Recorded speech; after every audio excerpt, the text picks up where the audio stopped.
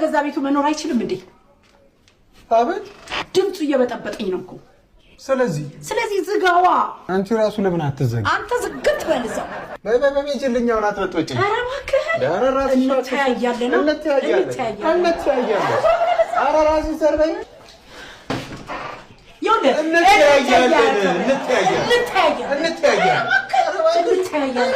ማን እንደሚመራ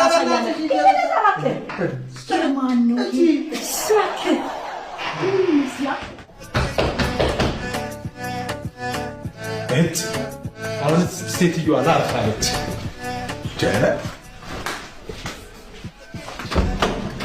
ሴትዮ አቤት። ዲሊቨሪ ነበር፣ ኦንላይን ምግብ አዘው ነበር።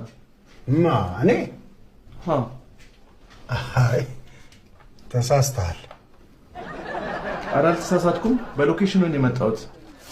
የከፈሉበት ደረሰኝ አለ 4500 ብር። 4500 ብር ለዚህ ምግብ 4500 ብር ማለት? አስታወስከኝ።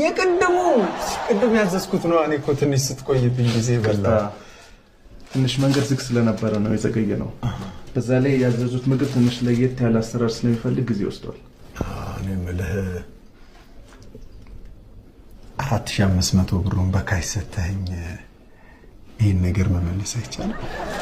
ቅርታ ደንበኛችን፣ የተቆረጠ ሪሲት መመለስ አይቻልም። ታው እንጂ እንደዛ አይነት አሰራር ጀመራችሁ? በጣም የሚገርም ነው። መቼም በረሃብ 4500 ብር እንብላ እንጂ። እሺ አመሰግናለሁ። እሺ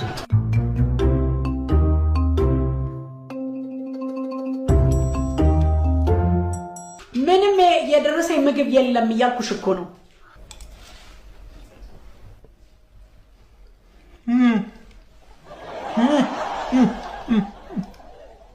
ዋው አትቀልዱ አቦ።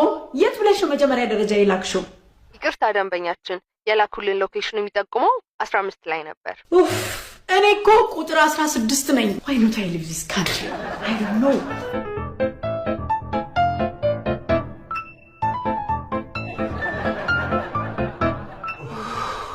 በድጋሚ ይቅርታ። ምንም ይቅርታ አይጠቅመኝም በአሁኑ ሰዓት። አሁኑኑ ደግመሽ እንድታዥልኝ እፈልጋለሁ። አዝናለሁ ደንበኛችን፣ ትዕዛዝ መቀበል አቁመናል።